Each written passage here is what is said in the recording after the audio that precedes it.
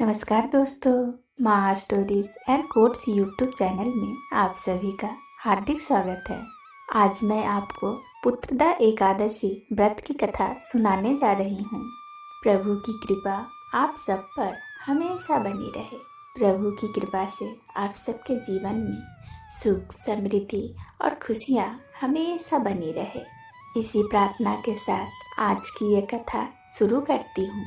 पुत्रदा एकादशी पौष मास के शुक्ल पक्ष की एकादशी को कहते हैं। इस साल यह एकादशी 21 जनवरी 2024 को है। मान्यता है कि संतान सुख से वंचित दाम्पत्य इस व्रत को करे और विधि विधान से पूजा करने के बाद व्रत की कथा का पठन करे और श्रवण करे तो व्रत का संपूर्ण फल मिलता है और शीघ्र ही उनके घर में खुशखबरी आती है। भगवान श्री कृष्ण ने युधिष्ठिर से कहा, राजन, पौष के शुक्ल पक्ष की जो एकादशी है उसे बताता हूँ, सुनो। महाराज, संसार के हित की इच्छा से मैं इसका वर्णन करता हूँ। राजन, पूर्वोक्त विधि से ही यत्न पूर्वक इसका व्रत करना चाहिए। इसका नाम पुत्रदा है।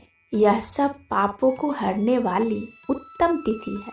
समस्त कामनाओं तथा सिद्धियों के दाता भगवान नारायण इस तिथि के अधिदेवता हैं। चराचर गणियों सहित समस्त त्रिलोकी में इनसे बढ़कर दूसरी कोई तिथि नहीं है। बहुत समय पहले की बात है। भद्रावतीपुरी में राजा सुकेतुमान राज्य करते थे। उनकी रानी का नाम चंपा था। राजा को बहुत समय तक कोई वंशधर पुत्र नहीं प्राप्त हुआ, इसलिए दोनों पति पत्नी सदा चिंता और शोक में डूबे रहते थे। राजा के पिता उनके दिए हुए जल को बड़े ही शोक के साथ पीते थे और सोचते थे कि राजा के बाद और कोई ऐसा नहीं दिखाई देता जो हम लोगों का तर्पण करेगा। यह सोचकर पिता दुखी रहते थे। एक दिन राजा घोड़े पर सवार होकर गहन वन में चले गए। पुरोहित आदि किसी को भी इस बात का पता नहीं था। मृग और पक्षियों से सेवित उस सघन कानन वन में राजा भ्रमण करने लगे। मार्ग में कहीं सियार की बोली सुनाई पड़ती थी तो कहीं उल्लुओं की। जहाँ तहाँ रीछ और मृग दृष्टिगोचर हो रहे थे। इस प्रकार घूम घूम कर राजा वन की शोभा देख रहे थे। इतने में दोपहर हो गया। राजा को भूख और प्यास सताने लगी। वे जल की खोज में इधर उधर दौड़ने लगे।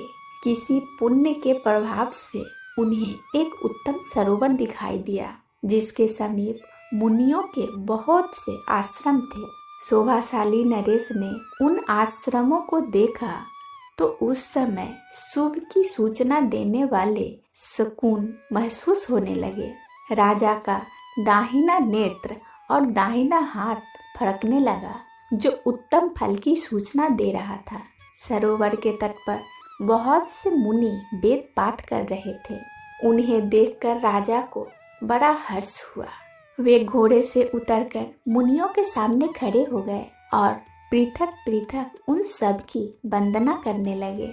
ये मुनि उत्तम व्रत का पालन करने वाले थे। तब राजा ने हाथ जोड़कर बारंबार दंडवत किया। तब मुनि बोले, राजन, हम लोग तुम पर प्रसन्न हैं। राजा बोले, आप लोग कौन हैं? आपके नाम क्या है तथा आप लोग किसके यहाँ एकत्रित हुए हैं? यह सब सच सच बताए। मुनि बोले, राजन, हम लोग विश्वदेव हैं। यहाँ स्नान के लिए आए हैं। माघ का महीना निकट आया है। आज से 5वें दिन माघ का स्नान आरंभ हो जाएगा। आज ही पुत्रदा एकादशी नाम की एकादशी है, जो व्रत करने वाले मनुष्यों को पुत्र देती है। राजा ने कहा, विश्वदेवगण, यदि आप लोग प्रसन्न हैं तो मुझे पुत्र दीजिए। मुनि बोले, राजन, आज के ही दिन पुत्रदा नाम की एकादशी है। इसका व्रत बहुत विख्यात है। तुम आज इस उत्तम व्रत का पालन करो। महाराज, भगवान केशव के प्रसाद से तुम्हें अवश्य पुत्र रत्न की प्राप्ति होगी। इस प्रकार उन मुनियों के कहने से राजा ने उत्तम व्रत का पालन किया। महर्षियों के उपदेश के अनुसार विधि पूर्वक पुत्रदा एकादशी का अनुष्ठान किया। फिर द्वादशी को पारण करके मुनियों के चरणों में बारंबार मस्तक झुकाकर राजा अपने घर को आए। कुछ समय बाद रानी ने गर्भ धारण किया। प्रसव काल आने पर पुण्य कर्म राजा को तेजस्वी पुत्र रत्न की प्राप्ति हुई, जिसने अपने गुणों से पिता को संतुष्ट कर दिया। वह प्रजाओं का पालक हुआ। इसलिए राजन, पुत्रदा का उत्तम व्रत ही अवश्य करना चाहिए। मैंने लोगों के हित के लिए तुम्हारे सामने इसका वर्णन किया है। जो मनुष्य एकाग्रचित होकर पुत्रदा का व्रत करते हैं, वे इस लोक में पुत्र पाकर मृत्यु के पश्चात स्वर्गगामी होते हैं। इस महात्म को पढ़ने और सुनने से अग्निष्टोम यज्ञ का फल मिलता है। दोस्तों, कथा अच्छी लगी हो तो कमेंट्स बॉक्स में कमेंट करके ज़रूर बताइएगा। वीडियो को एक लाइक कर दीजिएगा और इसी तरह की कथा सुनने के लिए दोस्तों मेरे चैनल को सब्सक्राइब कर बेल आइकन को ऑन कर लीजिएगा और इसे ज़्यादा से ज़्यादा लोगों में शेयर कर दीजिएगा। दोस्तों, प्रभु की कृपा से आप सबके जीवन में पुत्र रत्न की अवश्य प्राप्ति हो। बहुत बहुत धन्यवाद।